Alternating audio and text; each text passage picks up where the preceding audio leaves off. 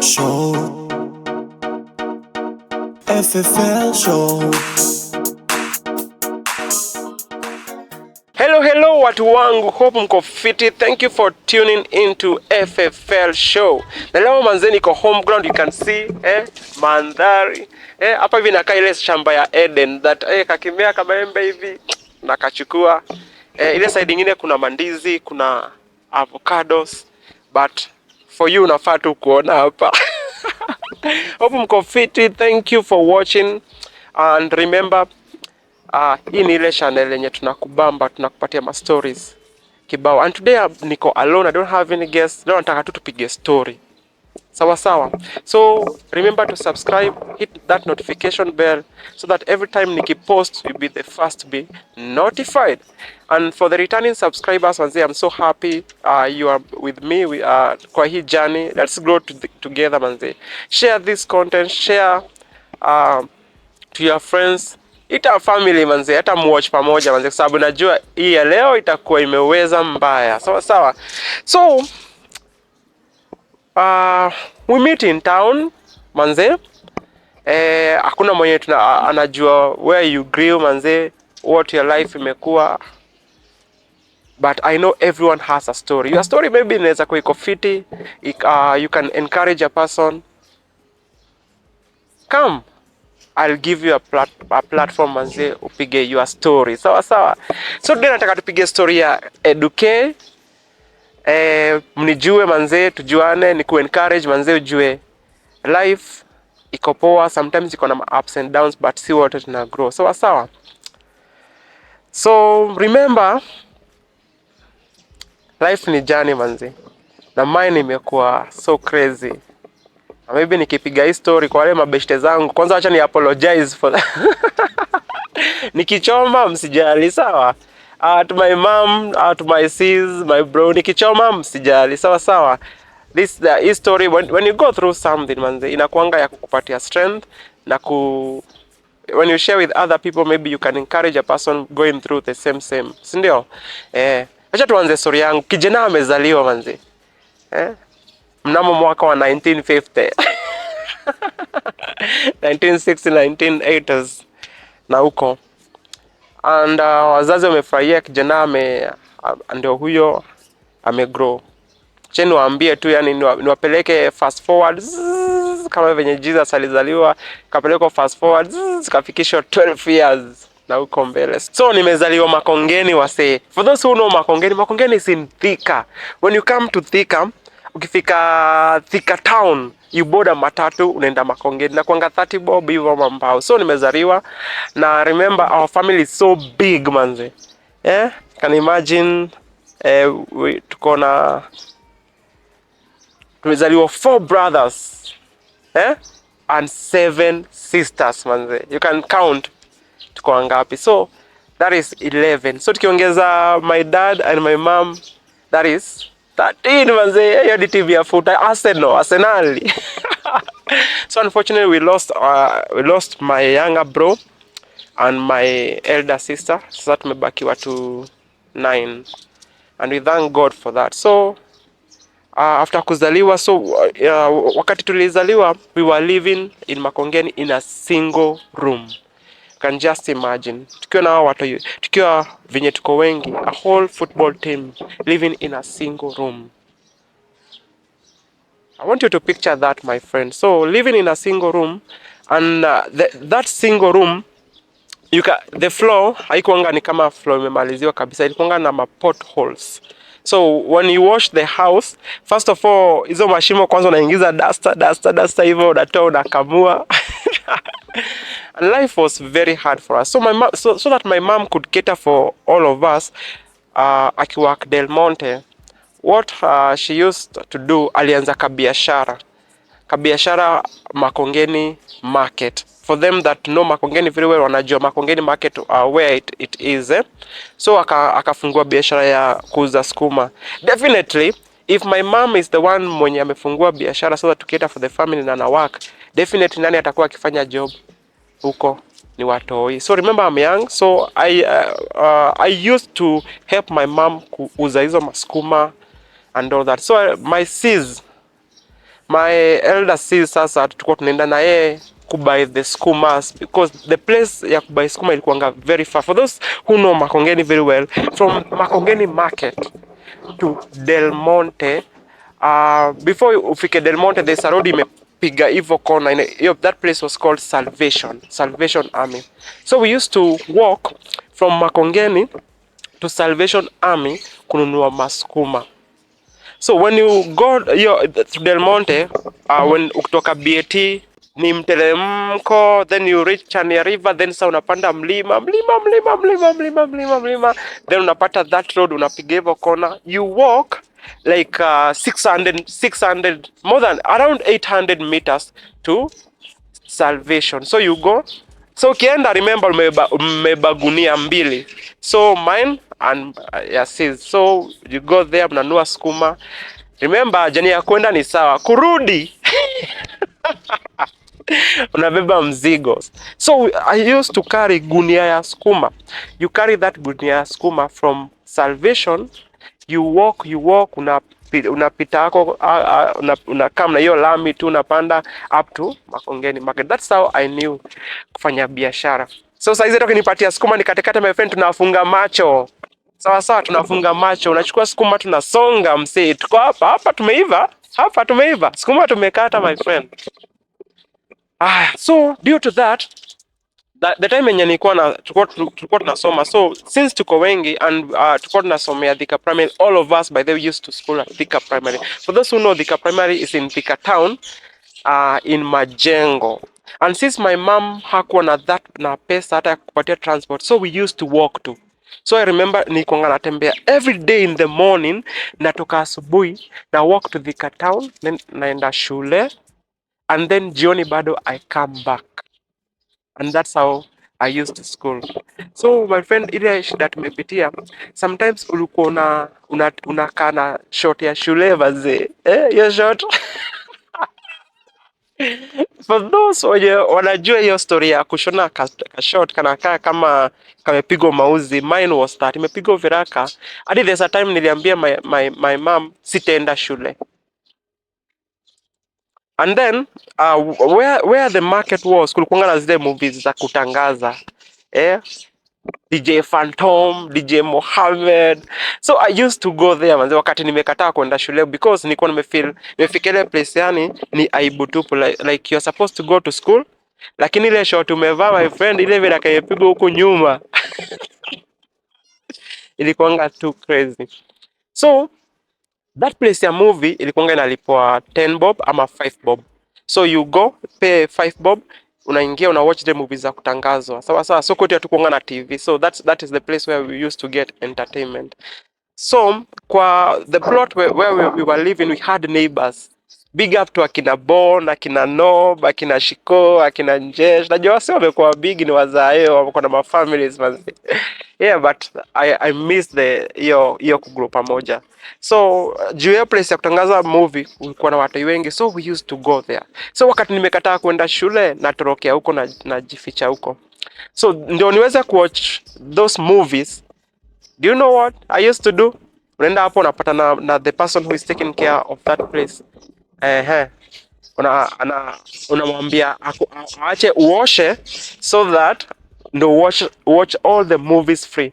So nilikuwa naenda mapema, unaenda unaosha movie kieko wakati wa kulipisha, wakati umetuma mtu akulipisha, so anakuja akilipisha, anaguza hivi pesa, unamwangalia hivi, ni mimi niliosha.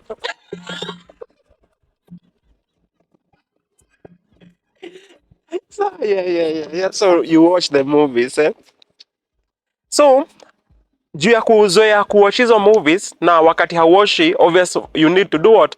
To pay. So kwa market, for those who know a market, kuna kuanga na zile lori zo kuja, kuna kuanga na mnajua hizo lorries zinakuja zimebeba viazi, zimebeba vitunguu. So zikikuja sokoni, there's a time, ile time wanafaa ku-offload. So waki-offload, kama ni vitunguu, ni viazi wana-offload. Obviously kuna kuanga na zile viazi zinaanguka kama zinabaki hapo ndani ya lori. Hizo ni za nani? Obviously so watatupa. So what I used to do, hizo majuala, is the plastic bags. nilikuwa nazichukua. So naokota either kama ni lori ya vitunguu ama ni ya viazi imekam, naziokota zote najaza kwa karatasi. So nazibeba hivi na hivi. Viazi 10 viazi 10. You can remember the size that I was nikiwa katoi. Sasa nacheka because that time ilikuwa painful moment, but right now is something to laugh about, eh? So nazibeba nazunguka kwa market nikiuza viazi 10, viazi 10, viazi 10. So nazunguka. But do you know what guys, I used to sell hizo viazi hadi nafikisha. So guess what guys, unajua hiyo so ni ya nini? Hiyo so ni ya kununua mkate na avocado, unaingia kwenda kuwatch movie. Hiyo mkate for them that know hizo mikate zinanga slice. So tulikuwa tunaziitanga ndame. You know ndame when you go to kwa hiyo kampuni ya nini ya mkate, ni zile mkate zenye hazina shape. In other words ni spoiled bread. Ni spoiled kweli, si spoiled. Yani hazina shape.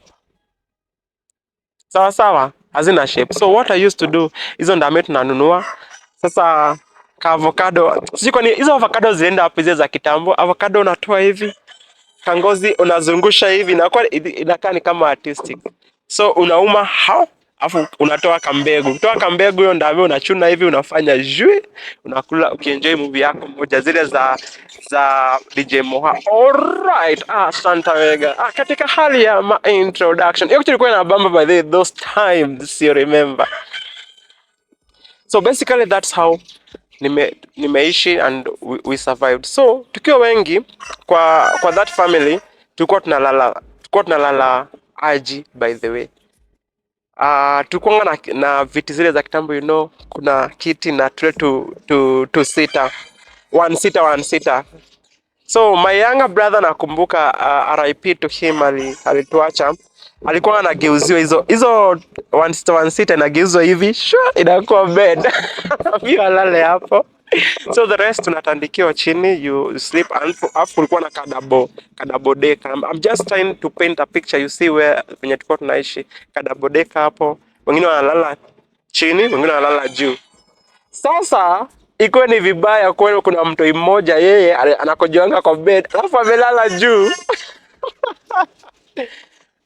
Kama umelala unasikia kukinyesha, unauliza kwani kunanyesha hadi kwa nyumba? Sijali. Basically that is life. That's how we grew up. So my mom, big up to my mom, ali try.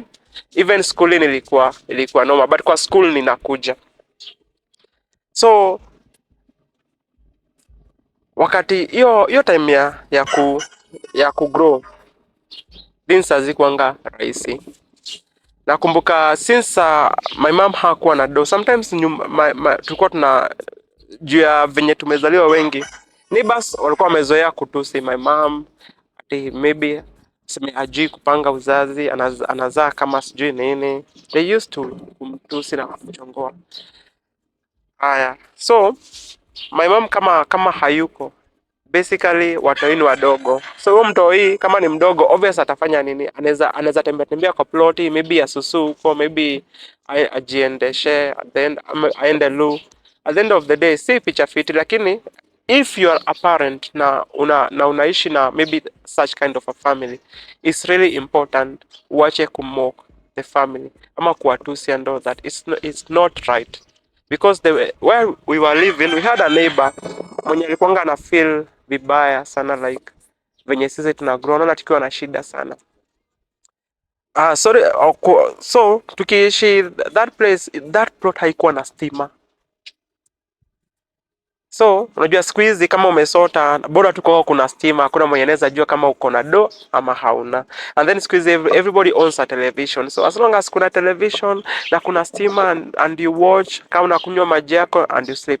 Those times kama hauna, that time kama hakuna stima, kama hauna pesa, kama hauna mafuta, obviously mtaangaliana kwa giza. Yeah, mtaangaliana kwa giza. So kila mtu atajua kabisa wewe umesota, hauna anything. Can just imagine. ilikuwa sad. So sometimes nini tulikuwa tuna nini tunakaa hivyo una sometimes kukula ilikuwanga noma. Just imagine watoi wote kama ni kupika semekituka ugali, unafikiria unahitaji unga inatosha naji? Hebu fikiria. Haya, unahitaji mboga zinatosha naji feeding that big family? Hebu fikiria. So ugali ikipikwa hapo, my friend, ndio kila mtu akule, ilikuwa inakatokatwa, so everyone must have his share. I remember my bro my younger bro alikuanga na drama, so every time wakati wa kukula lazima angelia juu mboga ni kidogo. Unaniwekea mboga kidogo aje? Yeah. But nikimwangalia saizi na thank God manze this far. Nasemanga hakunanga mahali shida na kunga imepigiliwa msumari ati haitatoka. Na hakunanga mtu unaweza za my friend akose kugrow like akae hivyo life, yani akae chini kama mawe ati hata grow. Sawa sawa. So if you have a family na unapitia the same, don't worry. Time is the answer for everything. Sawa sawa. So since hiyo time ya my mom kuwa busy, so kijana tumesoma Thika Primary, tumesoma tumefika wakati ya kwenda high school. There was no one. My dad already alikuwanga ame separate na my mom, so ameenda kuishi life yake, so there was no one even to take me to school. So since nilikuanga boy wa church, by the church nilianzana nao, nilikuwa boy wa church, so I used to kwenda church. Watu wa PAG Makongeni, big up, wanajua na watch PAG Makongeni, so we used to go to PAG Makongeni. So we had a pastor, I can't remember his name kabisa, but God bless that pastor. So by this nimeruka part, there's a part that nimeruka. Wale watu wanaombanga, you just keep praying. I can shock you that wakati nilifanyanga KCPE, God aliniletea vision. Unasikia? God aliniletea vision. Na before exams zitoke, God alikuwa amenionyesha exact marks zile marks zenye nitapata exactly bila kuongezea zero ama nini. Exactly. Na zile marks yenye God alinionyesha kwa dream ilikuwa the same marks zenye nilipata KCPE.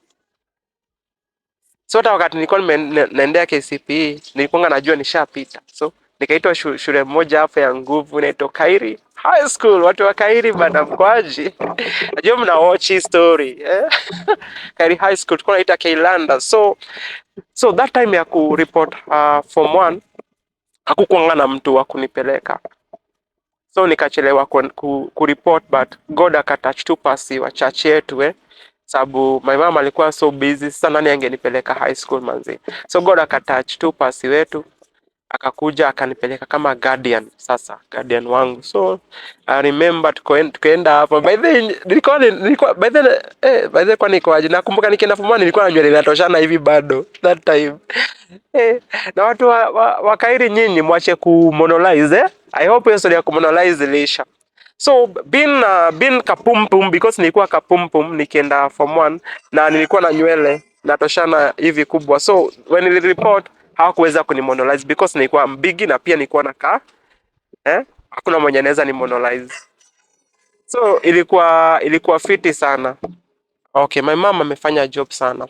So sometimes juu ya kukosa rent, my mom alikuwa na arrears ya rent ya miezi na tenant, wanaitangwa tenants hapa, wanaitangwa not tenants, agents wengine ni wabaya sana, wengine walaaniwe. So those guys don't care, bora pesa. So my mom keja ilikuwa inafungwa sana, so inakuja mmetoka shule manzi, mnapata nyumba ilifungwa na my mom hayuko. So manzi mnacheza nje hadi time mama atakuja, na mama akikuja anapata keja imefungwa. What my mom used to do, anachukua chuma anabomoa mlango, tunaendelea kulala and life ikaendelea hivyo hivyo tu. So watu wakaanza kututusi huko, sisi ni maskini, mbona my mom anazaa watoto wengi na hawezi lea. Ilikuwanga tu noma. And I remember there was a time juu ya my sister akiwa mdogo kukunia kwa ploti, akiwa mtoto. Watoto songa mtu yeye anaweza kunia anywhere. But just because hakuwa na mtu, then mtu yeye akunia kwa ploti. My mama akaletea barua ya chief. Ati kuna mama ako hapo anapeleka my mom kwa chief just because mtu yeye amekunia kwa ploti. Hebu niambie, hebu comment hapo niambie. Hiyo ni poa? Ina make hata sense hata? Tuachane na hiyo story. Hiyo story iliniudhi sana. So kwa hiyo life there's a part by this kusema my family tukiwa watoto 11, wawili ni step bro na sis.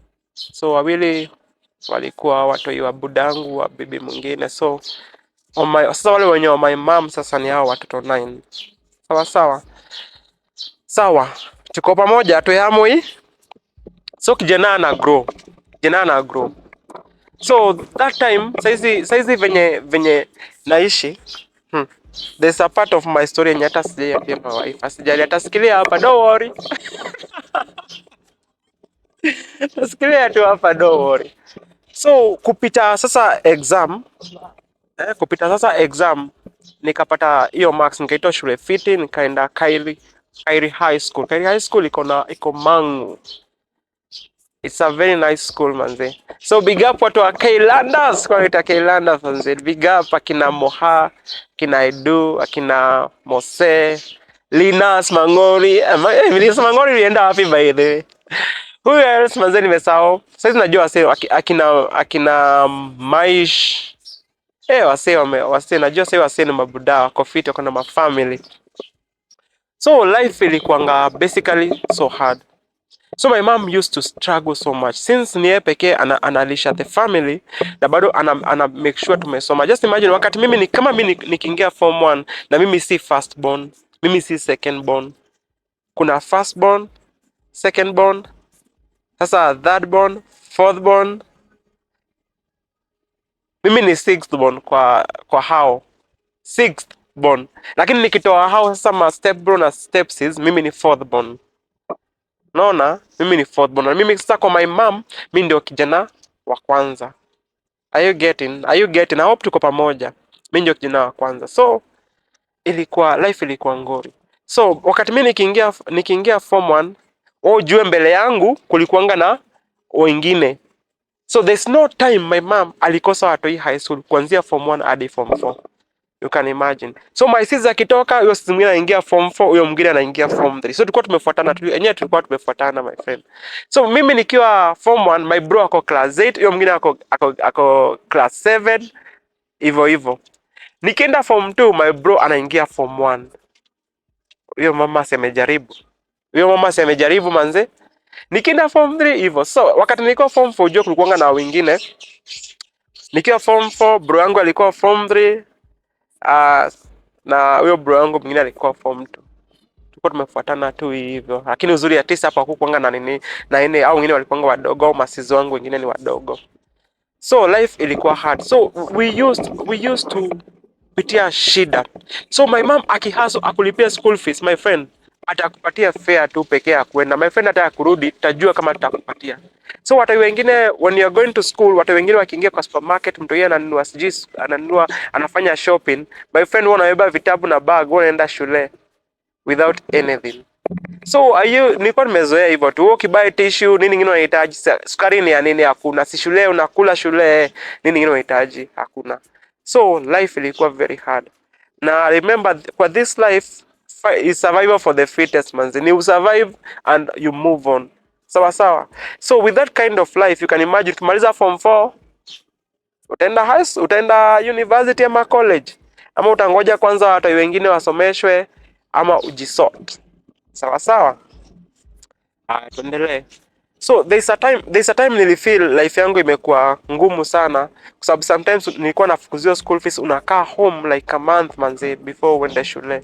Unakaa hivyo home, lakini my mom eventually anatafuta do manze anakulipia unaenda. So ikafika time mwenye shule apart from school fees wanaitisha nini? Tuition. Before I say this part, mom, I'm sorry. Najua hujaijua hii story. I think hata hakuna mwenye ashaijua hii story, but I'm really sorry, but I have to say it anyway. So there's a time the shoe that I was wearing ilikuwa imechapa sana nikienda shule. Na my mom kama kuna kitu alikuwa na work very hard to do is to make sure ame provide for school fees. Hiyo nayo hata afadhali akose kulipa rent, lakini school fees I make sure amekuprovidea wewe uende shule utafute life yako. Sawa sawa. So they introduced tuition, and tuition unajua hizi zilikuwa holiday tuition wakati shule zinafungwa unapata form 1 wanaenda, lakini kuanzia form 2 up to form 4 they come back for holiday tuitions. Na hiyo holiday tuitions haikuwa pesa mingi, ilikuwa 2k. You pay 1000 in a week, so inakuwa ni 2k. Let me tell you guys. So in our school we used to play basketball, by the way. We play basketball. Obvious wale my friends walikuwa wametoka kwa zile familia za matajiri wenye wakikuja visiting, wanakuja their families they are rolling, wanakuja wana pack au majina ni umekaa na KA sawa sawa. Sasa hiyo mimi wakati wa visiting nobody used to come, by the way. The only times I can remember nimevisitiwa ni kama mara 3 wakati my sis alikujanga, hiyo time nyingine my sis came. And then there's a time my sis came akapata si huko shule nimeenda games. I think it's only 3 times nimevisitiwa since niingie high school. Hiyo ni important, at least ukivisitiwa ulitoka kamchele nini. Acha hivyo siku hizi venye unaweza kupitia kwa barabara ati you can buy chapati. Those times when you cook chapati ilikuanga ni kama sherehe manze. Chapati ilikuanga ndio ile food ilikuwa inapikango siku ya Christmas. Tuko pamoja hadi hapo. So wakati they introduced the tuition thing, my mom alikuwa hiyo pesa iko inalipo kwa bank, ati unalipa hiyo pesa kwa bank, then you go with the bank slip to school isemekana umelipa. We used to pay cash kwa basa. Ni basa ni sawa. So my mom used to give me this cash, anipatia 2k, ananiambia enda shule. So mimi nikienda shule kwa sababu hao watu wengine wamekuwa wakifanya shopping. Kwanza tao moja naingia wapi? Naingia supermarket. Nafanya shopping yangu moja safi. Nabakisha tao. So naenda shule. So I used to do this trick because tulikuwa tunasoma 1 week, the other week tunafukuzwa kwa sababu hatujalipa nini shule. Ama tulikuwa tunafukuzwa the first week. Naelewa? Hatujalipa nini. So I used to hide. So nikifukuzwa shule, mimi narudia kwa fence, narudi back to school. So nakaa kwa shule, by the way, hizo 2 weeks without paying the tuition. Sometimes una dodge teach mwalimu and all that, but 2 weeks zinaisha unaenda home. Just you can just imagine hiyo time the bills hizo bills zilikuwa zina pile. So if you don't pay tuition, maybe mmefunga first term umeenda hujalipa that tuition, second term you hujalipa the tuition, so the bills used to do what? To pile. But my mom didn't know about that. So mimi nilikuwa najibamba tu. Wakati wa tuition nilikuwa najua hapa lazima nitaroria. Leto kororia ama leto aji like the other guys. So peer pressure was very high. Like your time kulikuwa na viatu zingine zilikuwa za sweat, zilikuwa itango Hanson. When you buy that shoe, my friend, ulikuwa fiti. Your time ndio ulikuwa unasikia watu wa Nairobi ati unaishi wapi? Naishi Githurai 44. Kumbe Githurai 44 ni slum. Acha kuita slum. Slum ni jina mbaya, ni ghetto. Ni ghetto. So nasikia, mimi naishi wapi? Sisi tunaishi Umo. Sasa sisi watu wa Thika we used to think Umo is a very ati ni place nyingine moto sana ati tunaishi wapi? Tunaishi South B ati tunaishi Ngong. Sisi tunaishi wapi? Tunaishi Thika 237. So we used to walikuwa wanatuingia sana wale watu wa high school wale wametoka Nairobi. Wanakuja wanatuonyesha venye wanapandanga mamat. Na sisi tunapanda tunapanda nini sasa? Tulikuwa tunapanda maface, mimi tulikuwa tunapanda nini? That time. Sawa. So, mama, I'm very sorry, by the way, let me apologize for now. Najua uta watch hii. That time sikuwa ilipa tuition, I'm really sorry. na hiyo pesa nilikula. Lakini God ni mso. Nitawaambia ni kwa nini na thank God je story. My mom never knew, na mimi results zangu nilipewa, kila kitu I have them nilipeangwa. Sawa sawa. Are we together up to there? So guys, so remember, ukimaliza form 4 unajisort. Ukimaliza form 4 wewe jisort. Akukuwa kama umeanguka nishauliza, ukipita at least utaenda university, utaingia kampo, utatafuta help. That time help ilikuwanga at least pesa inakusaidia. Not like this time ukichukua help hata haitakusaidia. Hiyo ni shopping tu. That time hakuanga na stories za talent ati guys unaangaliwa, unajua sijui kuna talent, you can do this, you can do that. No, hiyo time ulikuwa unaambiwa soma kwa bidii. Ukipita mtihani utapata kazi. So everyone alikuwa nasoma kwa bidii so that you get that job atutokelezee hivi umeingia kwa ofisi unafanya kazi. Hiyo ndio tulikuwa tumedanganywa. Not kama siku hizi that tunaangalia talent, tunaangalia how you are growing and all that. So kama una grow ukiangalia talent unajua tu utakuwa successful in life, and that's life that's life what's all about. So guys, je, umesikia story yangu? Sijui nikatie hapo ama nimalizie the other part ama niseme kutakuwa na part 2. So acha tu niwamalizie tu hii story. Since nilikuanga mtoi wa church, nilikuwa napenda kwenda church. I think that's why Pasi ali offer kunipeleka church. Kunipeleka shule. So kunipeleka shule hivyo akaenda akareport kama my guardian, and then he used to come bado kuniangalia wakati nimeitishwa mzazi. My mom used to tell the pastor akuje kama my guardian, anakam kama my guardian ani visit, ama kama kuna any problem anakam tu. I don't know where the pastor is, but there's a time kwa hii field yangu nilimit naye Nairobi, but that time kila mtu alikuwa very busy, alikuwa ana officiate wedding na mimi nilikuwa photographer that time. So hata even after that nilipiga, I don't know, hatukuonana. So nilimaliza tu nika left, nikaenda. So guys, where we were growing tulikuwa let's count our family alone. Tulikuwa watoto ngapi? Tulikuwa ngapi? If you are following the story, tulikuwa 11. Si ndio? That's one house. Haya, the other hizo nyumba zingine wako watoto 4.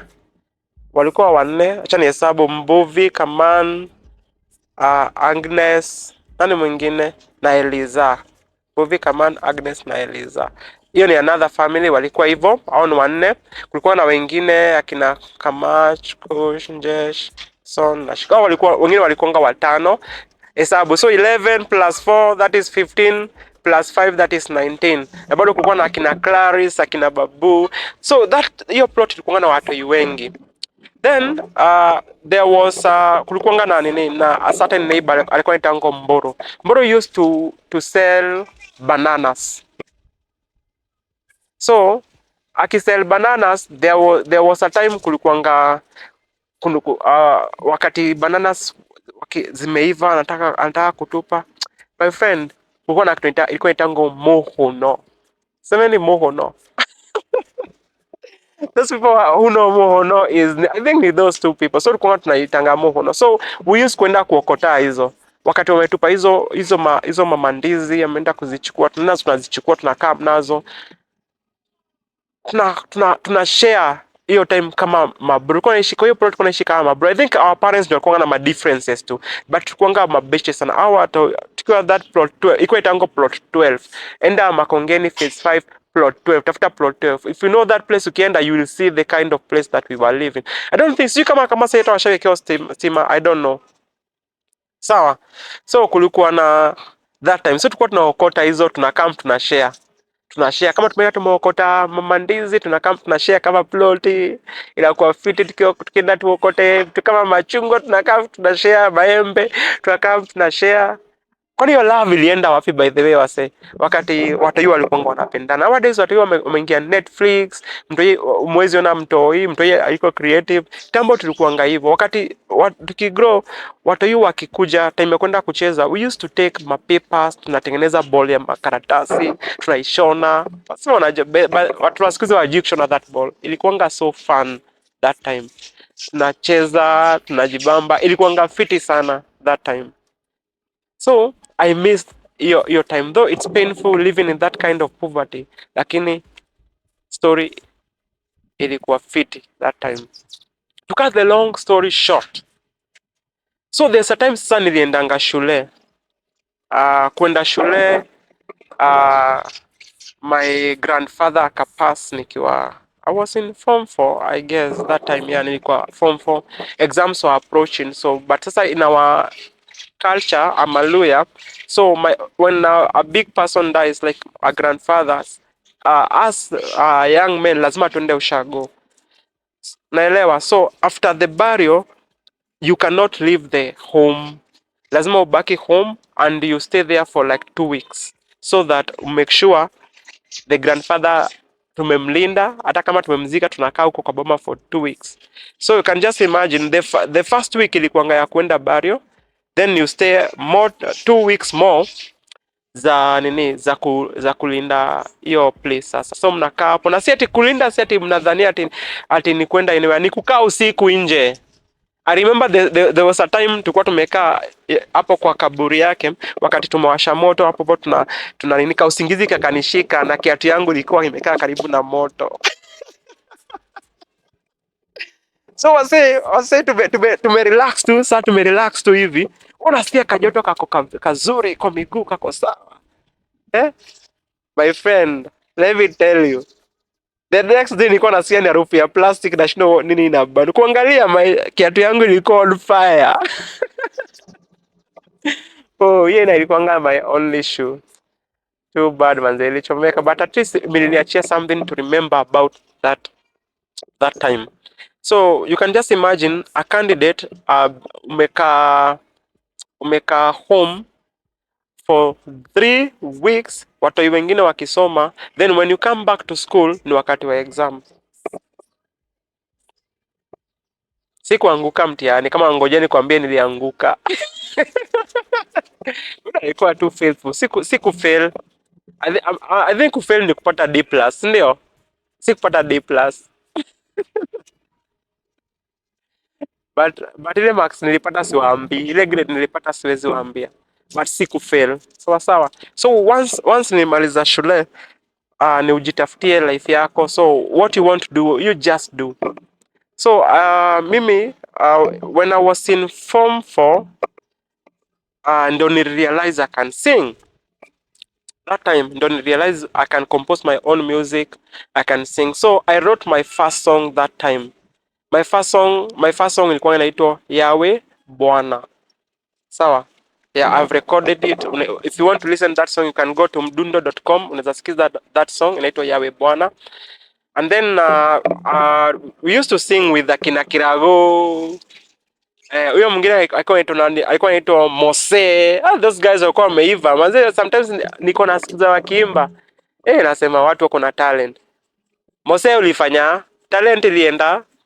Kirago, kwanza Kirago ulienda wapi wewe? It's been years man, nimekaa bila kuona. Man, we used to sing. Wakati time ya hizi ma CU, zilikuwa itango YCS that time, when tunaenda hizo ma service, they give us a chance tunaenda tuna perform. Sijui kama niwapigie kavas kamoja. Go listen to those songs, ziko mdundo.com. I recorded them eventually. So my first song ilikuwa Yawe Bwana. So wakati nilimaliza shule, now because sikupata ile grade ya kwenda that time kwenda kampo, lazima ungepata kuanzia B+. So ukipata B+ unaenda kampo. Ukienda chini ya hizo ma B minor kwenda chini hivyo, unless sasa uende utafute. Sasa najua sasa wewe unaenda kutafuta nani anakulipia hiyo, since my mom bado kuna bills zingine zinamfuata hapo za watu wengine wako form 1, form 2, form 3, form 4, nani anakulipia? Jisort my friend. So when I realized I have a gift, wakati nilimalizanga, tulijoin a group tukajita G Kids. Tunajitanga G Kids that time, tukaanza muziki. Tukakaa tukaona G Kids zaibam, tukajita G Warriors. Tukajoin best yangu fulani alikuwa anaitwa Motweri. Motweri, uliendanga wapi my friend man? Motweri, I remember you na Psych. Striker. Psycho ulikuwa na talent manze. What happened to you? Mziki yako iliendanga wapi? And then mimi nilikuwa najitanga. But then nilikuwa najiita aje? Kisa Kenya.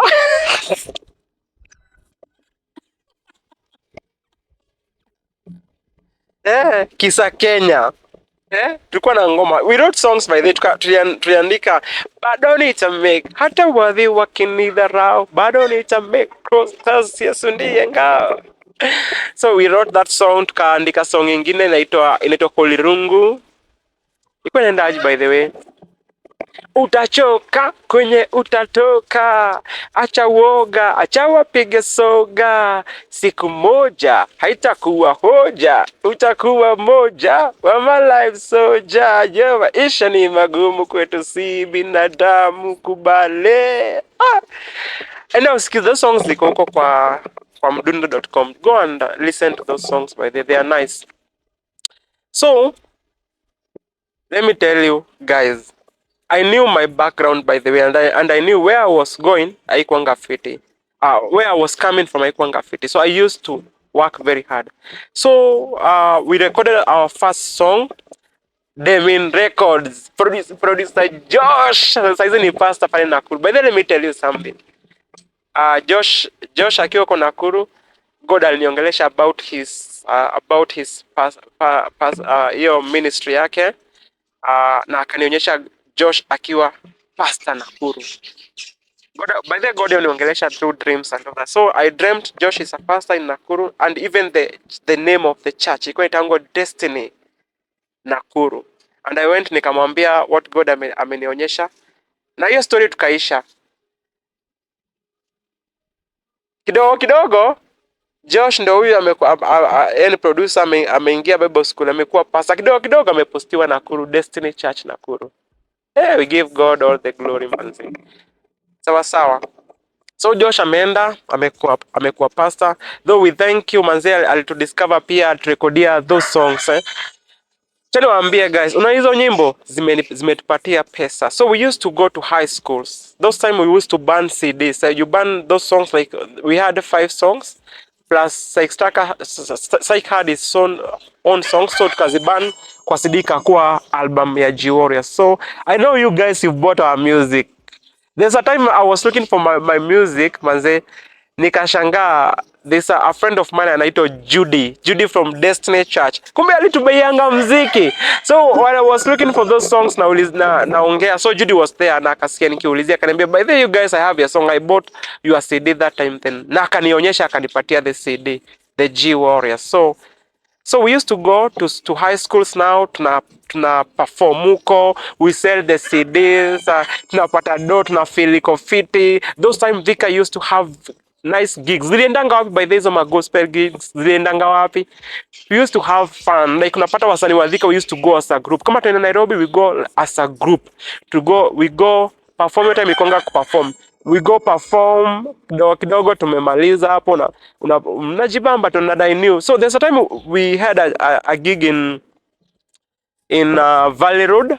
Watu wenye wanajua church siku hizi inaitwa Sitam Valley Road, and tukaimba hata wadhi wakinidharau bado nitamake, cause Christ Yesu ndiye ngao, bado nitamake. And we did Yahweh Bwana. With the warriors you wanna praise the Lord. Yahweh Bwana, Yahweh Bwana, Yahweh. That time people nakumbuka the church ilikuwa imejaa. Kila mtu alikuwa anataka kutujua. Wale wanaingia muziki. Let me tell you, usiwahi kubali fame. Fame kwanza, najua fame lazima itakuchange, but fame ikikuchukua sometimes kama hauja grow, you'll not go anywhere. So that time those people kutuita tukaingia, wakatupatia there's a guy alikuanga from Hope FM. That guy from Hope FM akatuambia we can come atupatia an interview huko Hope FM. So they gave us a day. We performed on Sunday. So the guy told us to come. They come in that week on Sato, twende interview. Semeni Shetani. Between that Sunday and the Saturday, our group will come a break already. Just because everyone alikuanga alikuanga na his own opinion. Like yes, we are making money out of music, lakini hiyo pesa ikikam haitusaidii. So ilikuwa ni kama chukua yako, we yako. Ya we yako, we yako. So at the end of the day we are doing nothing. So even recording another song ilikuwa hard because hiyo pesa ukipewa unakula. Ukishakula, when we need to record another song, inabidi tuanze kuchanga do. So big up to my mom again. My mom alinipatianga do and I went and recorded the song, though the song sikumalizanga kulipa, and then the producer akafanya ile kitu bana, aliacha kuwa producer, akaamua kukua, change career. So that song iko huko mdundo.com, you can listen to it, though haikumalizia kufanyia mastering, but it's a nice song too. You can listen to it. Naitwa Yawe Bwana. Go listen to that song.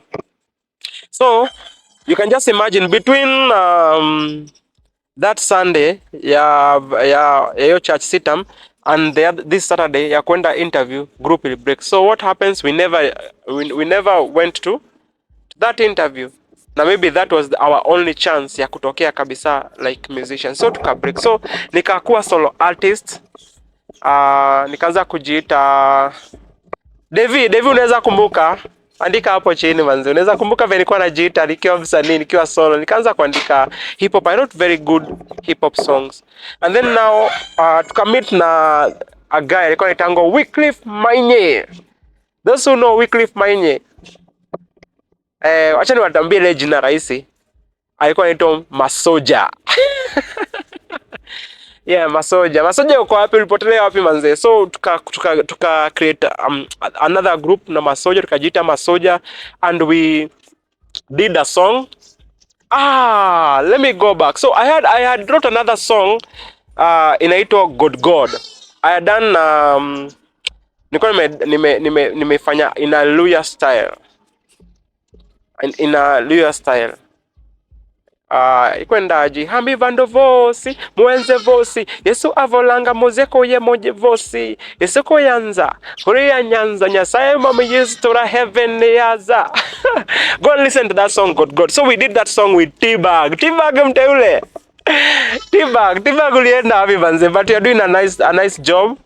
T-Bag tukafanya naye song, akaniambia nimfiche kwa hiyo song. So nikampatia verse moja hapo, akachapa.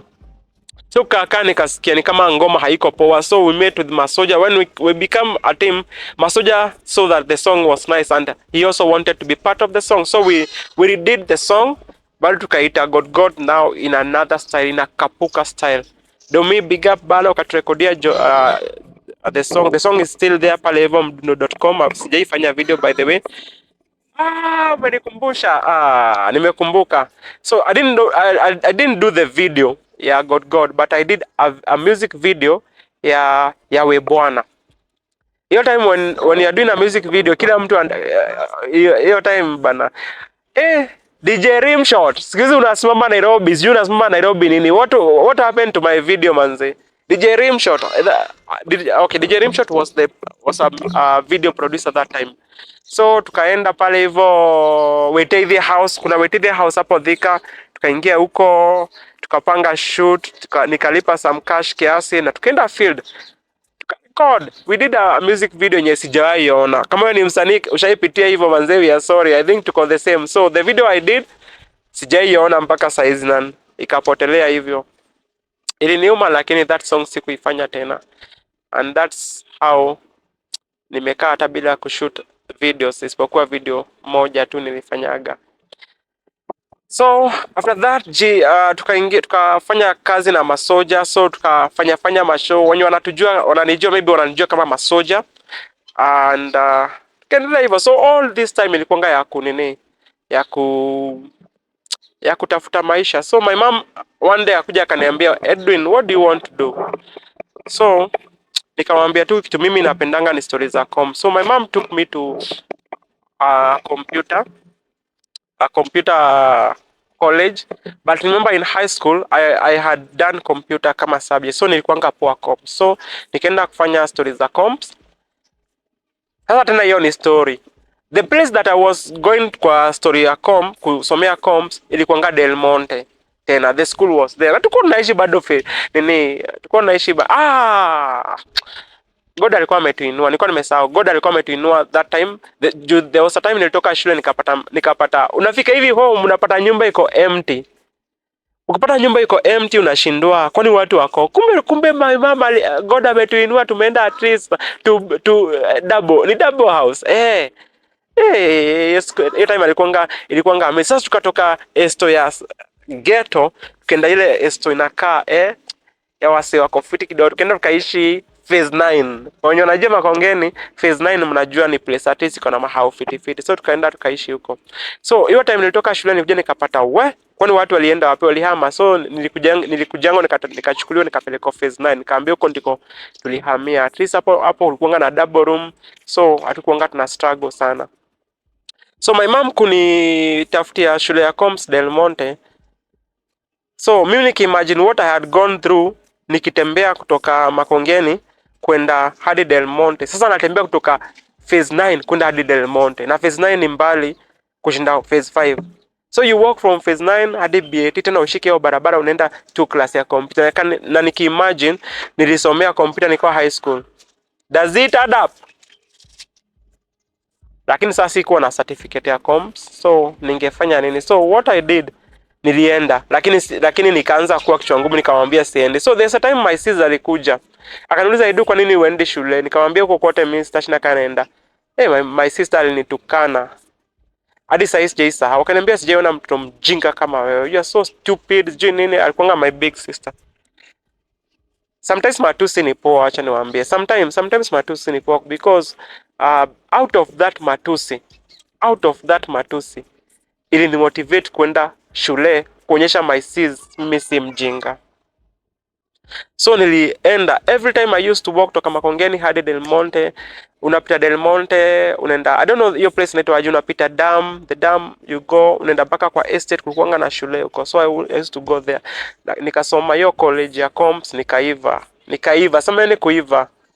Hope Worldwide big up manze, mlipatia Hope. So after nilipata the certificate, God name so nikapata my first job ya kukuwa mwalimu wa Comps. Alafu out of that kukuwa mwalimu wa Comps, nikiwa hapo ndio niliweza kusomea teaching.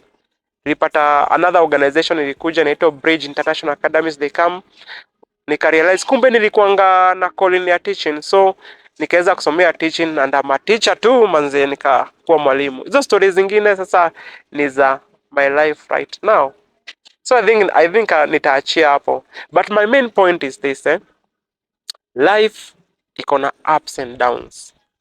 When I look back right now where my mom lives na venye my bro, my sis wako, na thank God. My neighbors used to kuongelesha mamangu like alizaa kama panya. Because by the way they used to say that because panya vinazaa, alizaa kama panya. But right now wakiangalia wenye watu wamekuwa wakubwa, wengine wameoa, wengine wameolewa, inakaa poa sana. When we come together as a family, it's so nice. Na kuwa na that big family inakaa fiti sana. So my bro ako poa, ana drive, my sister ako poa, wana drive. Hata mimi I'm driving very soon. At the end of the day, nataka ku encourage any person mwenye ana go through what I've nimeongea about today. That life inaweza kuwa very hard, but remember your beginning does not define your ending. Sawa. So unaweza kuwa umepitia a lot, maybe familia yako iko na mashida mob, but hizo mashida ni za saa hiyo. That's why God create times and seasons. That's why nasema there's time for everything. Hiyo time ndio unapitia saa hii, but a better season is coming. When utakuwa kiangalia nyuma, that pain that you used to go through that time, utakuwa kiangalia saa hizi unasema this far God ni Ebeneza, kwenye amekutoa hadi penye umefika saa hizi. Najua kuna msee mwenye ako kwa situation mbaya, worse than mine, very worse than mine. But one thing naweza kuambia, hautaipata a listening friend like God. Me in my ministry life, wakati nilijoin The Begotten ilikuanga a very good team ya young people walikuwa na spread the gospel. and we used to spread the gospel through dance, and that time ndio nilianza kufanya dancing, and I used to be a very good dancer.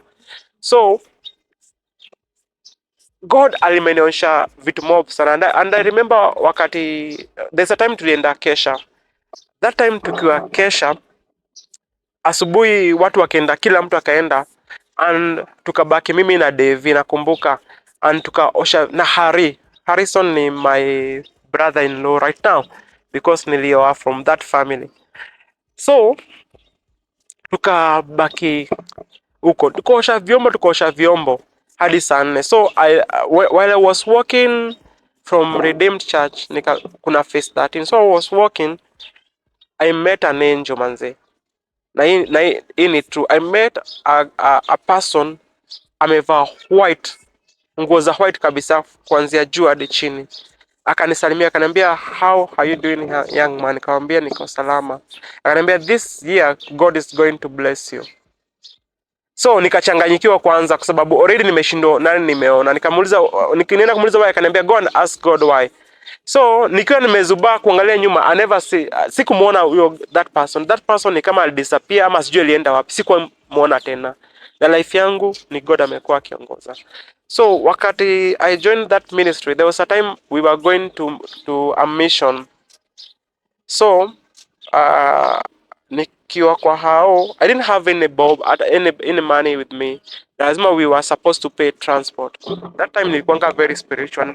God used to alikuwa aniongelesha sana. So nikakaa chini.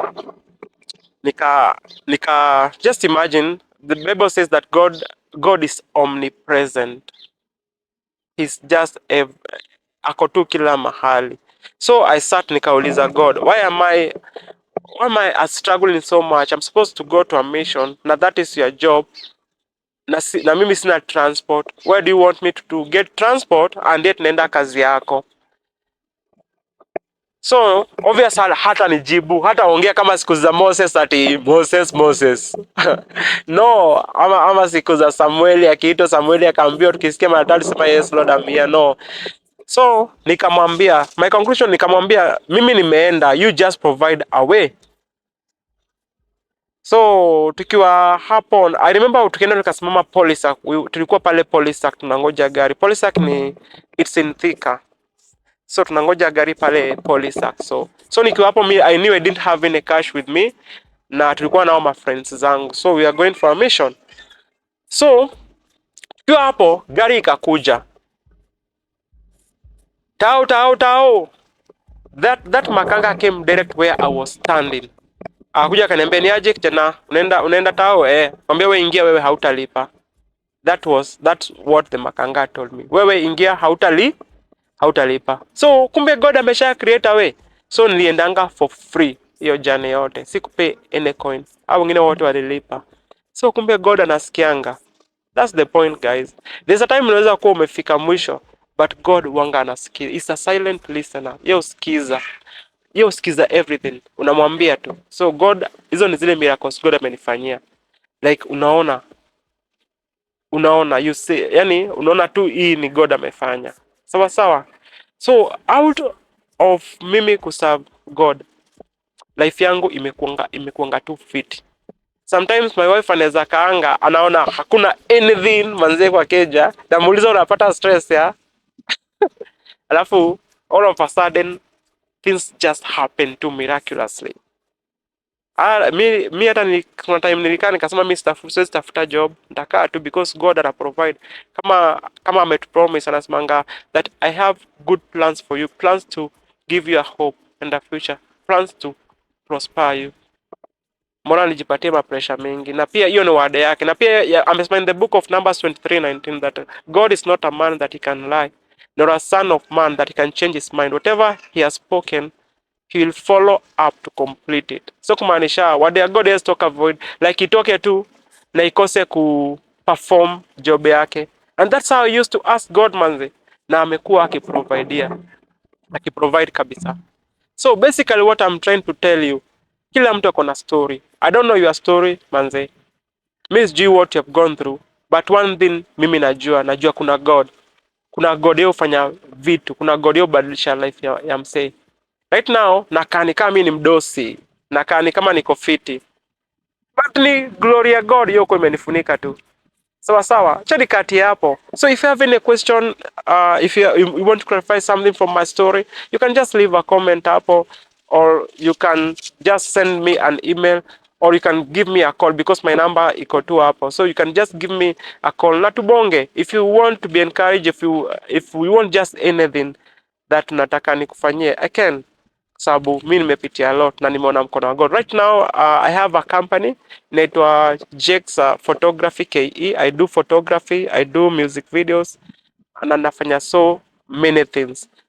Sawa sawa, na I'm happy with what I'm doing. I'm enjoying everything to the last bit, and and napenda because this is the way of God. Sawa sawa. So nimesomea film, by the way. I'm a film director. I do filming na I write films too. Sawa sawa.